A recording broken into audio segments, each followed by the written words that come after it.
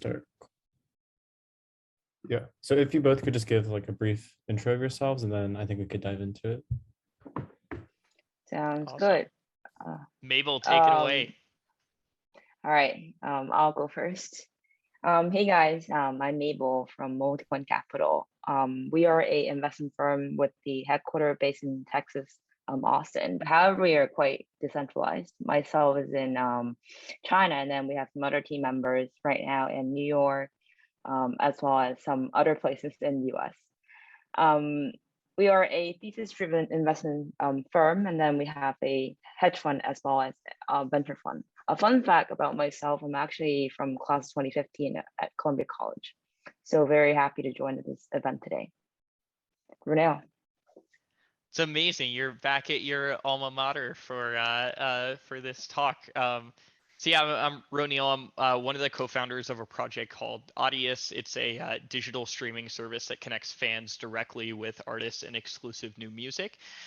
We really see that direct piece being our key differentiator, and the way that we achieve that is by being fully decentralized. So there's a network of node operators, artists, and fans that together are operating this sort of streaming co-op of sorts for the benefit of the users, and see about 6 million people listening to content on Audius every month, and over 100,000 artists have uploaded so far. Yeah. Cool. Alex, I have some questions prepared here, so I guess I will just take it from here. Sure. Sounds great. Sounds good. Yeah, so Roneil, thanks for giving the intro about Audius. I'm curious, how and why did you start this project? Yeah, it's a great question. It really, like my co-founder Forrest and I's first kind of our first time noticing this problem, seeing this problem, was actually really just as music fans. So we were both big fans of dance music. That was how we became friends in college. Was we used to go out to shows together, and our whole little friend group would kind of like organize nights out to see dance music. And we saw so much of our favorite music and so many of our favorite creators disappearing from SoundCloud, as that was kind of primarily where these communities were hanging out. And we were really confused as to why that was happening, right? And when we dug into things further and kind of started to understand the deeper structural issues around this, we kind of realized how, I guess, unequal the distribution of value and the distribution of or the, I guess, the directness of engagement was here. So artists today in music actually earn about 12% of the total revenue that's generated by music as a whole, which is a little crazy to think about, right? Like, these are the people who are making the very music that we're all getting excited about. But more so than that, I mean, that's kind of a symptom of this deeper issue, which is that artists, like, for the most part, don't know who their fans are. They don't know where they are. They don't have any channels or ability to market to them. None of these things exist because there's so many layers of indirection that sit between the artist and that fan. So yeah, kind of all of these things led us to this idea for Audius in 2015 or so. But the technical kind of tools that we needed, or foundations that we needed to build something like this, didn't exist back then, right? There was no Ethereum, there was no IPFS, there was no, like, none of these things, right, that we have today. So we shelved the idea, didn't do anything with it. And then we kind of timing aligned for him and I to work on something together again in late 2017. And we were like, oh, I wonder if that music co-op thing could work, and built a prototype and kind of proved to ourselves that it could. And the rest kind of unfolded from there. So that was about 4 years ago now. That's pretty amazing. I'd say even back in 2017, like a lot of the infrastructure is not that ready, but it was a good start. So it actually perfectly ties back to the question I'd like to ask next, which is, what was the go-to-market strategy for you in the early days? And then how did that strategy evolve over time? Because I do think, attracting people at the beginning would be probably quite difficult. So I'm curious about Yeah. this. That was like the hardest part of getting things going. Like Audius is very much a network effect driven product, right? Like there's this sort of two-sided marketplace of artists and fans, right? And if there aren't enough fans, artists have no interest in sharing stuff, right? Because they won't, nothing will happen with it. And then vice versa, if there aren't enough artists, and more importantly, if there isn't enough content. And that was a key distinction we kind of learned, that the content was sort of the key. There wouldn't be enough for fans to find, right? And retention is not good, and all of those consumer metrics we look for, for health in a product, were not good. So yeah, in the very earliest days, what we really did was we went to artists, and again, starting philosophically from this goal of creating a community oriented place to connect with fans, engage them directly, and be able to get kind of, not just broadcasting music to fans, right, but being able to have fans actually communicate back with the artist. The pitch to artists was basically like, try uploading some stuff that you decided not to release on the broadcast mediums because it wasn't polished enough, or you didn't like it enough, or whatever. The majority of artists you talk to, actually, for every track that makes it to a formal release, there are 2 or 3 or 5 that are sitting on a shelf somewhere collecting dust, right? So we're like, try uploading some of that here and see what happens. What do you have to lose? That was sort of the pitch. And by making kind of the stakes so low for that first engagement, we really just went and blocked and tackled, talked to as many artists as we could, and tried to roll up niches in music to eventually like roll our way up to kind of the bigger categories. But it's much easier to hit a kind of a critical mass network effect in a niche like, say, Jersey Club, which was one of the first niches that Audius got traction in. And I mean, if I'm guessing no one here has maybe heard of Jersey Club. It's a small subgenre of club music that's based in central New Jersey around an artist named Rel and a few other folks. But that's how you start, right? Like you start with small communities, hyper serve them, and then kind of like slowly grow your way up, right? If you can roll up all 10 of the niches of club music, now you have all of club music, right? So like if you can kind of decompose these communities down into smaller pieces, it becomes a lot more tractable. Interesting. Later on, once you had a lot of these artists, did you change the go-to-market strategy at all? Or would you say like, kind of like, it's like the two-sided market, right? You just kind of mentioned. Yeah. And then you have the same with Didi or Uber or whatever, the other ones. And then once you have the supply side, why would people want to choose Audius over, well, I guess it's not like 0 or 1 the question, but like, why people will want to use Audius as their platform versus some of the other Web2 options? Yeah, and I think that so you already answered part of it there. Actually, it's not an either or necessarily, but the emergent behavior we've seen in especially the last 8 or 9 months, has made it an either or, which is interesting. So yeah, the selling points here are really that, as an artist distributing on Audius, you get all of the data that your fans generate. You get kind of this unrestricted access to that relationship that you have with fans. So you can distribute messages to them. You can distribute digital merchandise, for example, to them. Like there are all these kind of different engagement models that that unlocks. But net, what that level of control of the relationship creates for the artist is this sentiment that a fan on Audius is worth more than a fan on other platforms, right? Because they can more easily financialize that relationship. So what that yeah, like kind of stepping up a few layers, what that ends up leading to is artists choosing to upload things exclusively to Audius, because that's a really good way to build a following and build a fan base. And then similarly on the fan side, there are a lot of sort of, think like the most engaged super fans of a given artist, they're going to want to search for like everything that their favorite artist puts out, right?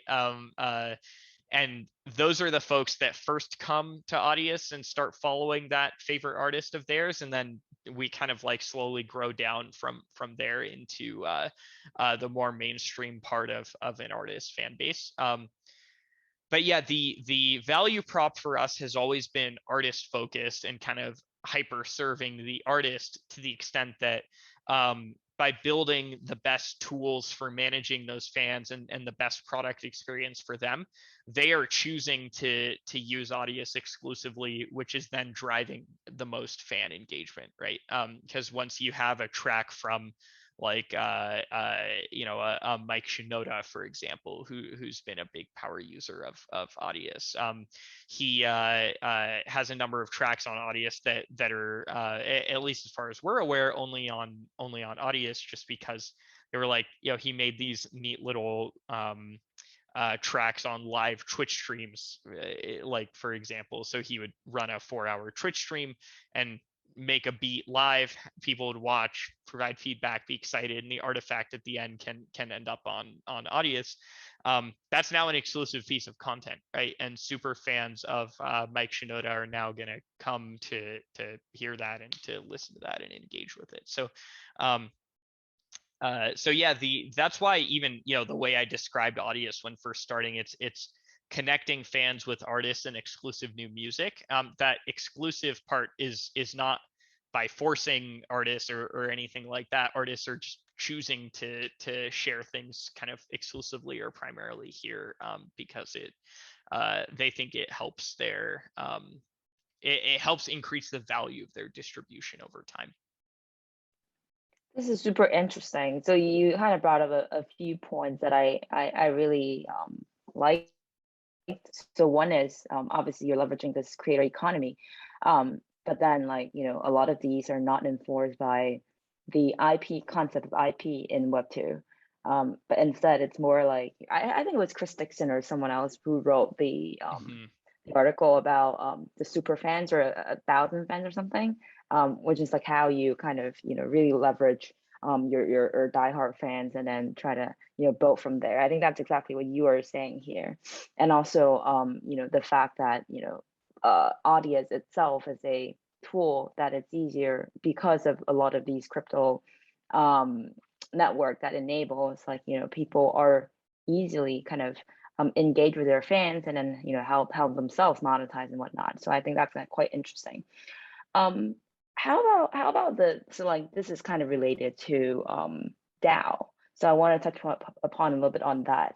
So how does or like is Audius planning to engage some of the efforts on DAO, or like if you're providing any of the tooling for the creators, the musicians on your platform to manage those, basically a DAO about themselves? Yeah, we so the very short answer to your question is yes, we are planning to and interested in both directions. Audius today actually behaves as a DAO with respect to the whole protocol. So there's a token holder based governance of any and all code changes related to Audius, and also governance of community treasury of Audius tokens. So between those two things, the governance process that Audius has today is quite flexible and powerful, to a point that it starts to look a lot like a DAO, right? Where the folks holding and using Audius tokens are able to now control how this collective grows and evolves over time. But I think where this, there are a lot of protocols doing that, right? I think where this gets a lot more interesting is exactly the point you described, when you start to to boil down to the level of the single artist, or more frequently think like collectives. There are often groups of 10, 12, 15 artists that make music together. Not necessarily like every track having all 12 of them on it, but like, they can kind of curate and help one another with feedback, etc., around content that, if there were a structure that content put out by the collective could benefit everyone in the collective, that would be really powerful, right? Because now all of those folks in the collective are directly incentivized, potentially, to help market and promote that content. Maybe, if Mable, you and I are in like the Multicoin cross Audius music collective, and you put out a track, now I want to use that in my set that I play at a festival or something, because me helping to drive some attention to you, I still benefit from in the collective, and vice versa. Like maybe you would want to support tracks that I put out. So where I think that logically concludes is and this is already kind of underway within the Audius ecosystem. There are some folks working on like a label DAO structure, or there are a number of these kind of popping up in Web3 more broadly, but there are also a couple specific to Audius that are forming with the goal of being able to finance music creation, right? And then recoup or capture back some of the value they finance from a royalty stream.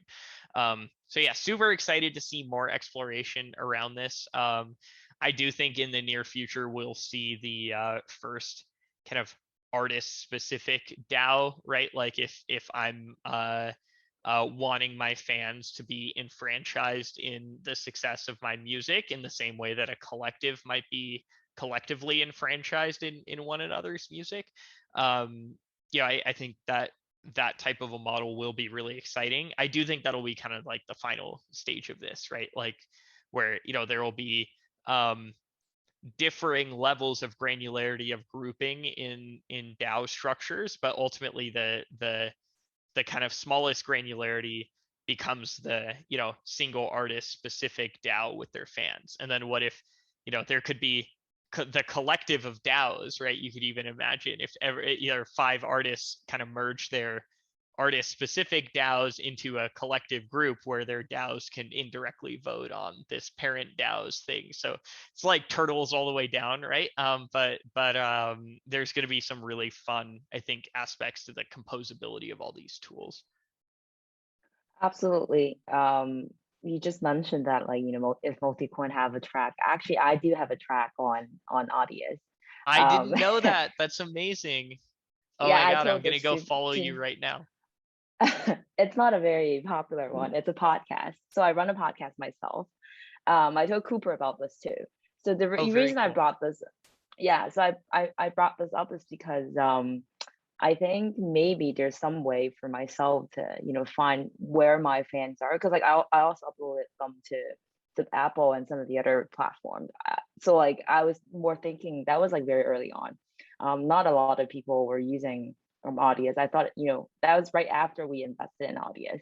So I thought it would be useful to kind of just use Audius and then show the support. But I think now it becomes a tool for a lot of the podcaster to kind of monetize, or if they are really successful. And I do think it's a problem for a lot of podcasters to monetize back in the days. I mean, that was almost one of the most general problems. People don't have time to really, most people don't have time to listen to all the podcasts, and advertising is not the best way to, obviously, I think having this to help them as a creator economy type of tooling, it's extremely helpful.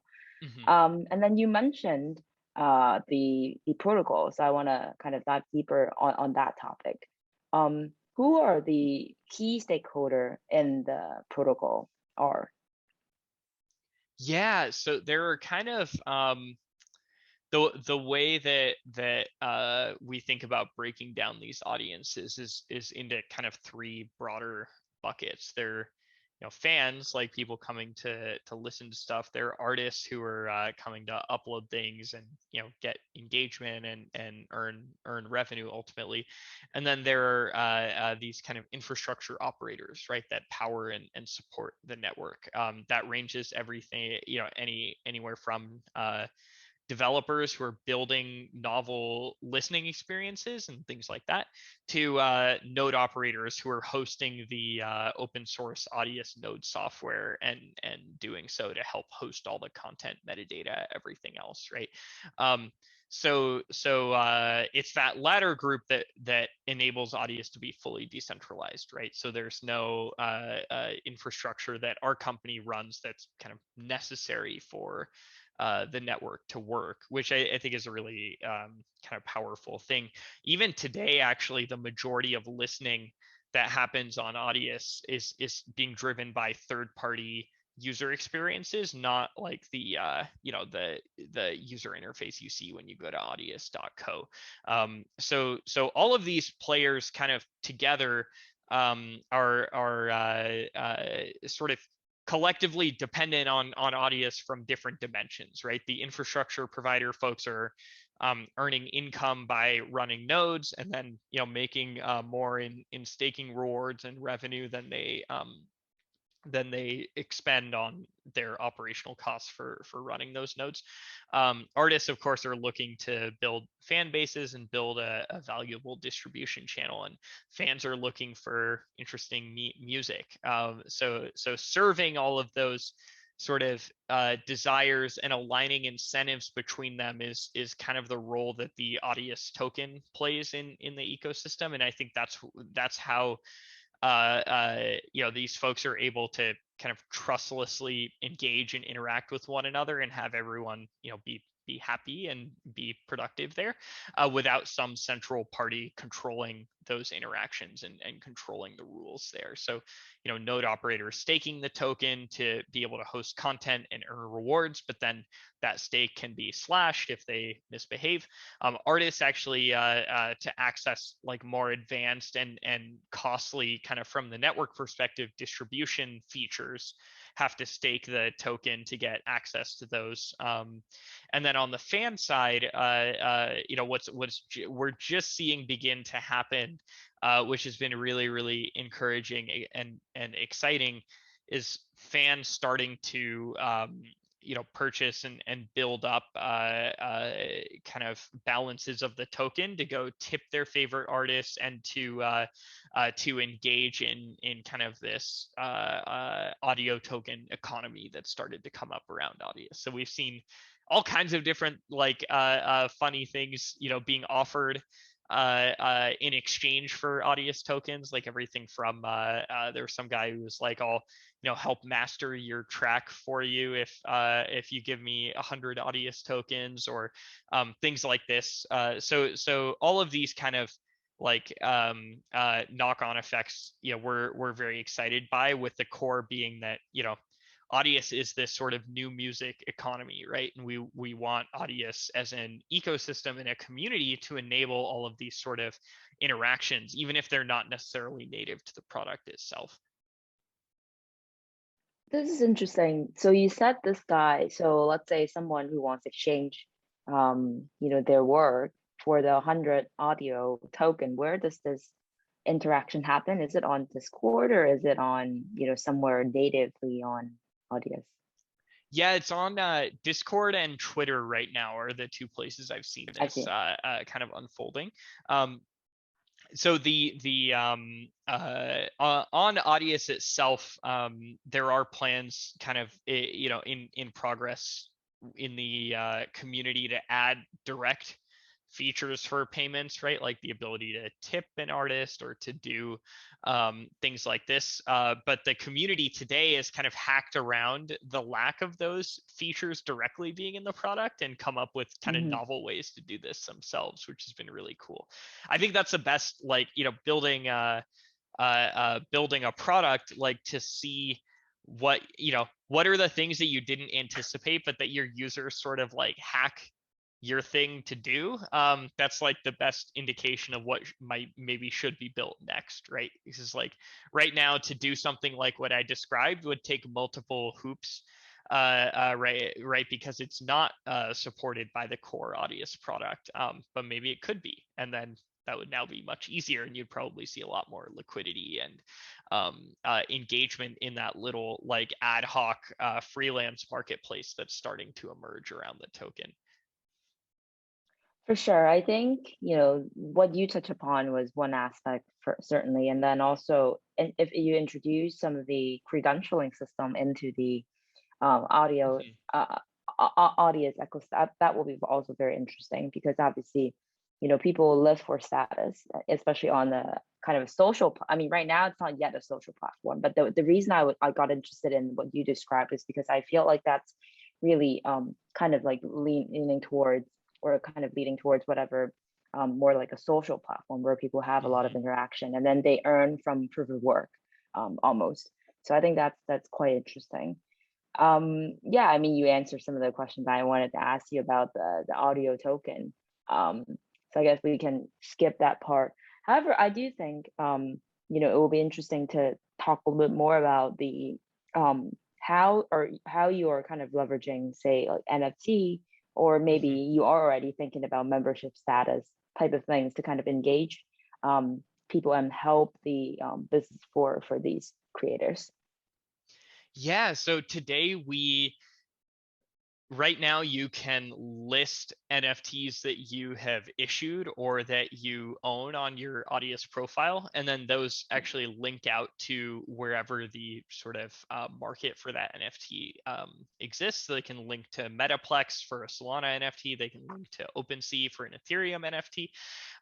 So Audius is starting to, for some artists, serve as this like meta aggregation layer for their NFTs, right? Because it's one of the few, or at least as maybe as far as I'm aware, the only place that you can kind of collect NFTs from all these different, well, not collect them natively to Audius, but you can collect onto a page to display them NFTs from many different protocols and different issuing tools, right? So whether your NFT came from Zora or was minted on OpenSea or was minted on Metaplex or was minted wherever, you can now kind of display in a single view all of those NFTs in a way that kind of makes sense. So yeah, we were kind of excited about that as a way to start to get access to and index this data, right? Because there's now kind of a incentive and a tool for artists to and fans for that matter to connect external wallets to Audius and then be able to display the contents of those wallets here. But that is a very kind of straightforward enabler for some of the things you were getting at there, Mable, right? Like Audius now knows what NFTs someone holds. It would be quite trivial for the Audius network to like gate access to something on holding of a given NFT, for example, or to even going a step further, like enable tools for artists to like airdrop NFTs to their fans, or say their top 5% of fans. Like if you listen to my track more than 95% of other people in a given month, like maybe you get a badge or a reward in the form of an NFT for that. So there are all these really neat things I think that start to make a lot of sense when you have that kind of core data and the tooling around it. But the collectible page that you see right now is sort of the first foray there. I think with Audius, the value that this network is trying to capture and create is in this distribution network and tool chain, right? So to the extent that Audius can help folks distribute value and capture value of any kind in and around music and audio, that's a good thing for the network, right? So that's where these forms of digital merchandise like NFTs, think like digital versions of albums, stuff like that. That's where Audius, I think, looks not to be the issuer of those NFTs, but to be the source of value for them, right? If you there's now this is the way that you can get those things into the hands of fans, and then you can provide utility to them from the perspective of being able to unlock content or do things like that. That's super cool. I definitely think this is the way to go. If you've seen his name is Andrew Hong, like someone from Mirror, like he wrote something about status Mm-hmm. and membership. I think that's exactly, you touch upon some of the good points that he given in that article. So I highly recommended that one. I actually saw someone, so I had some other questions, but I actually saw someone left a few messages in this chat room. I thought those are really good questions. So I want to maybe just take these to let everyone get a opportunity to ask what they wanted to understand. So Roneil, I guess you can also see what's going on in the chat room, but I'll read the questions. So the first one is, do you see Audius as a way to facilitate artists handling their own royalties directly and dispense with the need of organizations like ASCAP, BMI, and I'm actually not aware of like these, but SAC. Do you think Audius could replace these performance rights or organizations eventually? Yeah, so Matt, this is a fantastic question. For everyone's context, what are these so-called performance rights organizations, or PROs, collect royalties on behalf of artists. So if you put your content on Spotify, for example, and under the assumption that you own both the publishing and the master recording rights, just to kind of simplify things, you, rather than getting paid on the publishing side directly, or even your distributor getting paid directly, Spotify pays these so-called performance rights societies, who then pay your distributor, who then pay you. So these are actually government mandated monopolies that exist. ASCAP, BMI, and CSAC are three of the largest, but there are rights societies that exist in almost every jurisdiction in the world. They are all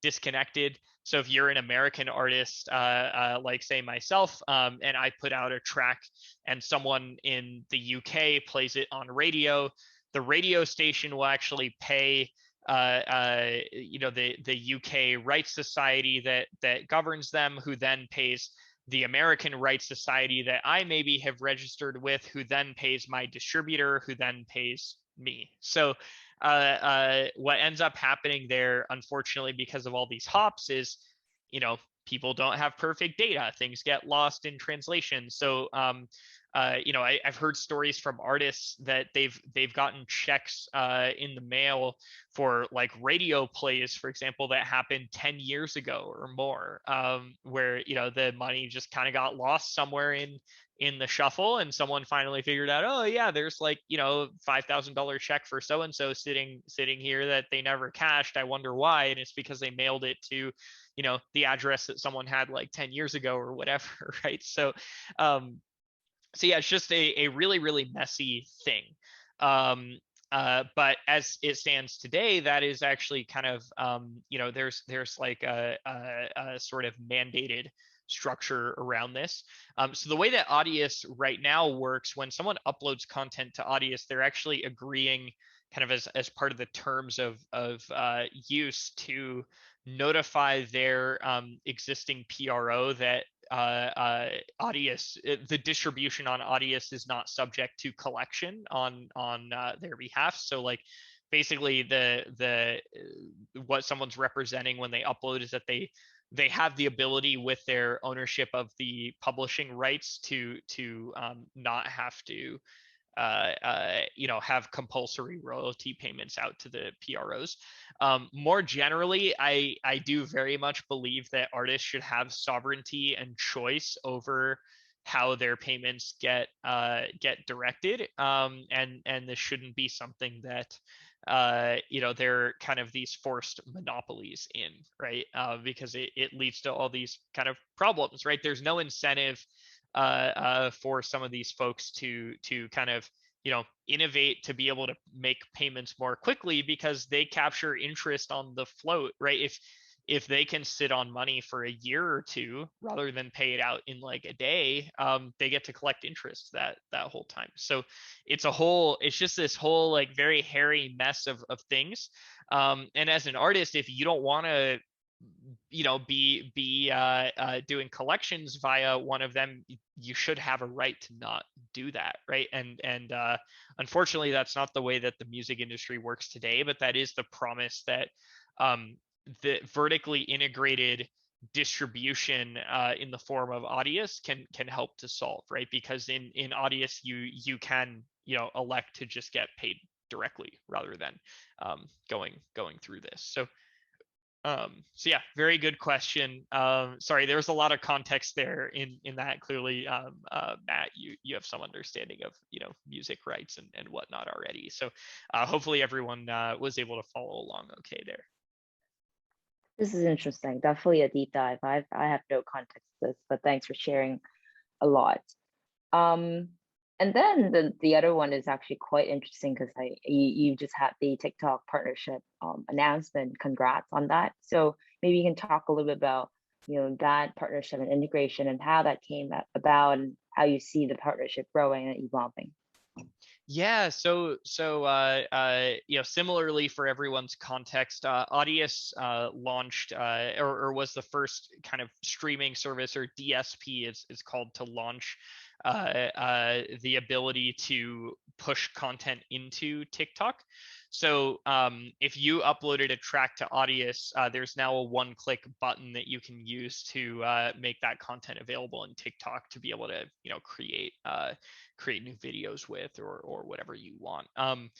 The craziest thing to us, or where this opportunity to kind of partner came up, was talking to some of our artists who have bigger accounts on TikTok. Some of them, like, it's not very easy to get raw audio into TikTok, right? Because especially if you're on iOS, there's not really this concept of a file on your phone, right? So if you have an MP3 file in your email or in your Dropbox or something, you can't really easily put that into TikTok, to a point that, like, we've seen some artists or some artists we've talked to literally will like take their phone and hold it up to the speakers on their laptop and like rip their own track into their phone, right? So like holding the record button down on TikTok and capturing the audio in from their computer, which is like kind of a joke, right? If you think about it.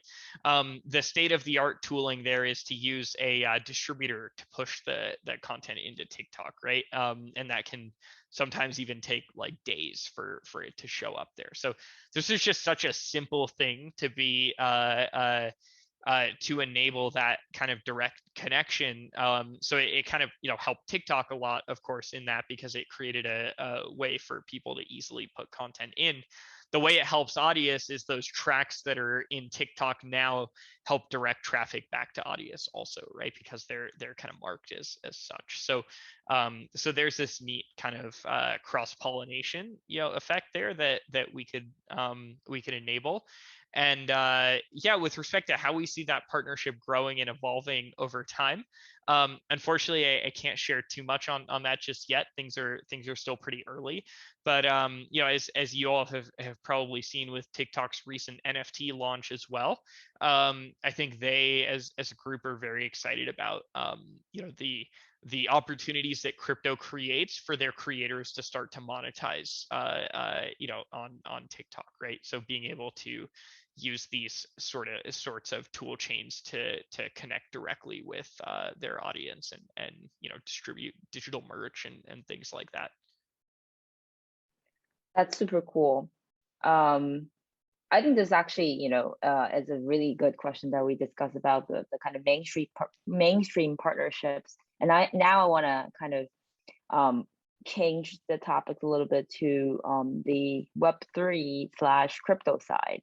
I'm curious. I'm not sure if this is going to be alpha leak or not, but I would still want to ask the question. So have you thought about maybe moving some of the content actually fully on chain? And the other question is like things like maybe superfluid, where you get, some people they use other people's content and then they want to pay other people, and you can kind of just ask people the number of times that they play play, they can kind of get the money back, or not the money necessarily, like maybe the token, so that you kind of have the exchange at a real time with the streaming payment of the Superfluid or some of the other similar kind of solutions. So I guess like the general question is, how are you thinking about the partnerships or integration of some of the other Web3 protocols on the market? Yeah, so we're super excited about a number of integrations, kind of, both already live in some cases and in progress in others. There are a bunch of, Audius is a fully open source, open protocol, right? So Audius is free to do with, do anything with that anyone might want to. But that said, there are definitely, some more specific like requests for integration and calls for integration that we've put out and engaged on that have been really exciting for us. So the NFT feature set that I mentioned was kind of the first big set of integrations that went live, right? So for example, you can connect a Phantom wallet or a MetaMask wallet to Audius, and Audius will index and kind of ingest all of the NFTs that you hold across those and keep them updated over time as your collection changes, and then display that against your profile, right? So there are lots more things like that that are pretty straightforward to do. But I think where these integrations get a lot more interesting and where the future is kind of headed around this is around being able to actually leverage the following that someone has on Audius in other experiences and other kind of engagement models, right? What if, when you, I don't know, let's say for example, you mint a NFT on some other protocol, right?